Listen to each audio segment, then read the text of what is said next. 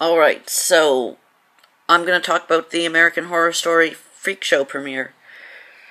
If you haven't noticed, I'm kind of coming down with a cold, but yeah, the premiere for Freak Show, it was good. I've never been a pure fan of American Horror Story. I've always watched it and just meh, but I still continue to watch it just because it's a different story every season, and someday they might get a season where there's less hiccups than successes. But if it continues going on the way this episode did, then I think we're going to have ourselves a good season. Basically, the gist is this. Jessica Lange plays Elsa Mars, I think her name is.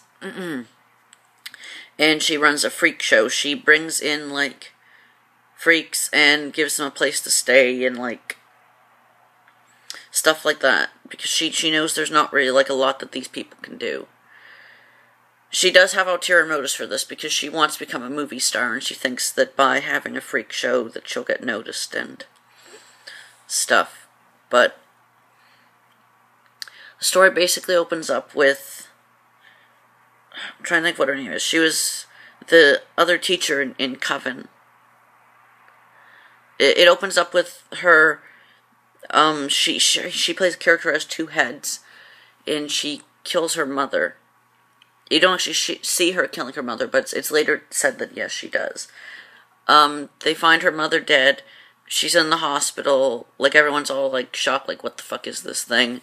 Blah, blah, blah, blah, blah. Jessica Lange comes in, talks to her, is like, oh, come join my show where you'll be accepted and people will love you and you'll be a star. And then, meanwhile, while this is going on, we're introduced to Scary as Fuck Clown. The clown does not have a name yet. I think they're going to keep on just calling him Clown. Clown, basically, he's a fucking meta-psychotic. We only see him like 3 or 4 times in this episode. He kills a couple out on Lover's Lane by basically knocking them out with, like, fucking tossing pins, and then fucking stabs one, like, brutally to death with a pair of scissors. And then later on, it's said that he killed a family and then kidnapped a child. The next time we see him, he's in, like, this old, dank, abandoned bus that he lives in, and, like, the child and this other woman are, like, kidnapped in there, and he tries to put on a show, and then he fails, and he, like, just starts losing his shit. I'm pretty sure he's gonna be the villain through the entire season. That was one of my main complaints of old American Horror Story seasons, is that they would introduce a really good villain. Like Murder House. The house itself was a fantastic villain. But then they introduced the fucking guy in the latex suit that raped the daughter. Or fucking Asylum, where Jessica Lange's character was a really good villain. And then they introduced fucking Nazi Doctor, and then they introduced fucking nun possessed by a fucking demon. And then the fucking girl who was, like, Evan Peters' friend in the asylum turned out to be a villain. Like, they don't know how to keep their separate horror movie genres from infecting their story too much. Like, I think Coven kinda had its shit together, but I think they should have kind of stopped at, like, episode 8 or something, because basically it looked like it was all resolved fairly well. Like, they convinced Jessica Lange that the witch came back or something like that, or I don't know. They basically stopped Jessica Lange from being the villain. But then fucking ghosty jazz man there was like, oh no, they're fucking with you, and then she came back. And then, like, it just carried on way longer than it had to. I think Coven should have kept on. If they were going to keep on going for the full 12 episodes, they should have just had the last few episodes being them trying to find the Supreme. Like, I think that would have worked. But hopefully this season doesn't make those mistakes, because from what I've heard, it's only 8 episodes long.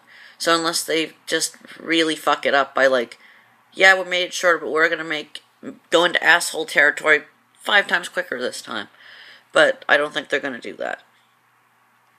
Later on in this episode, we're introduced to the rest of the freaks. Evan Peters as Lobster Boy. The smallest woman in the world.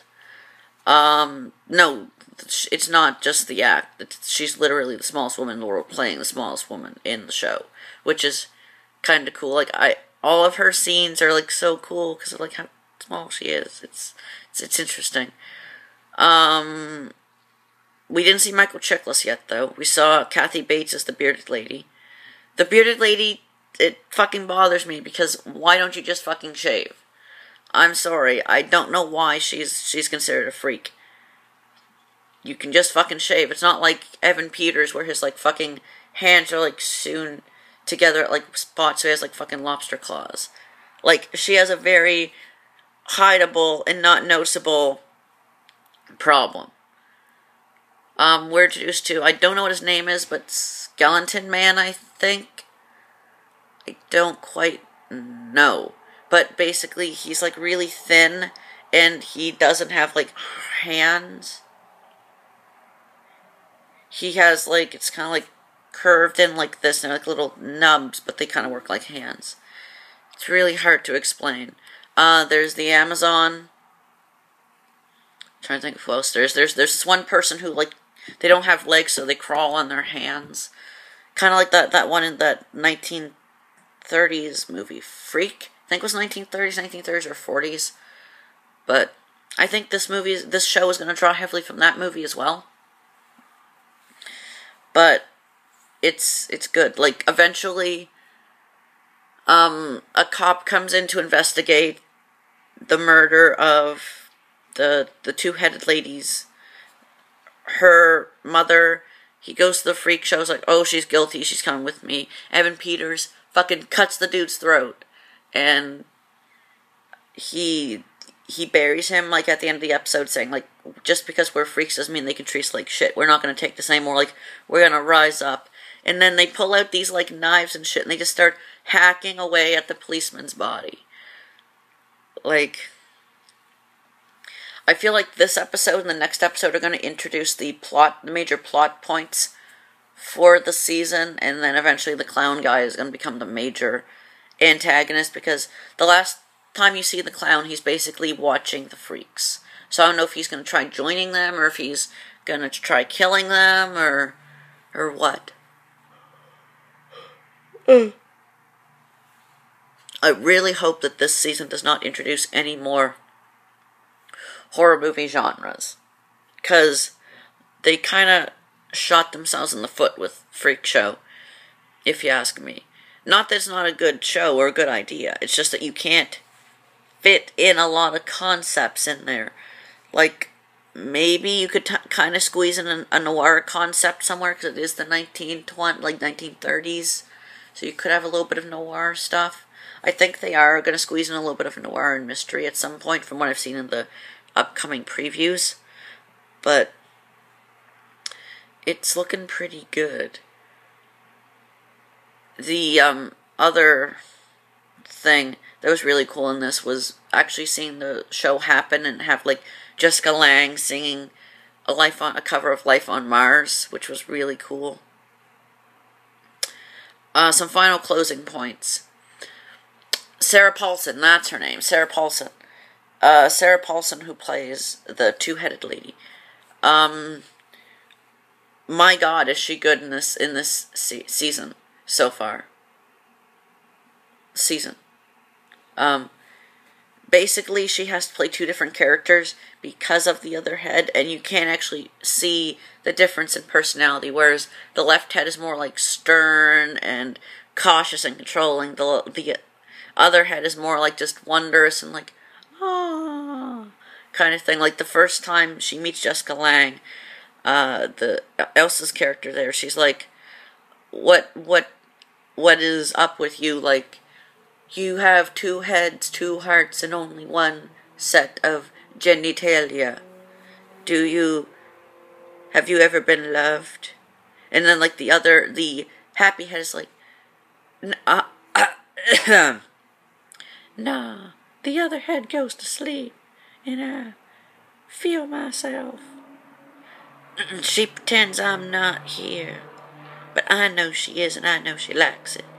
Whereas the other head is like, shut the fuck. Like, she doesn't say this audibly. Like, they can communicate because they, I really don't know, that's what the show's hinting at, is that they can, like, basically share their thoughts. She's like, shut up. She's a psycho sex pervert. Don't fucking talk to her. Like, this is a interesting show so far.